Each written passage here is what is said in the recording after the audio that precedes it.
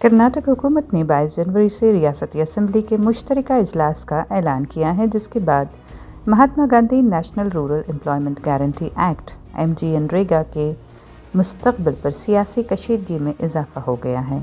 कांग्रेस हुकूमत ने पहले देही रोज़गार स्कीम के खात्मे पर खुसूसी इजलास बुलाने का इरादा किया था, लेकिन अब इसकी जगह 22 से 31 जनवरी तक मुश्तरका इजलास मुनक़्क़द किया जाएगा।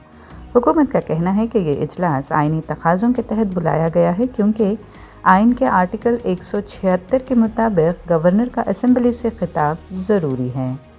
मरकज़ी हुकूमत की जानिब से MGNREGA के खात्मे और इसकी जगह विकसित भारत गारंटी बराए रोज़गार और जीविका मिशन मुतारफ़ कराने के फ़ैसले से सियासी माहौल मज़ीद गर्म है।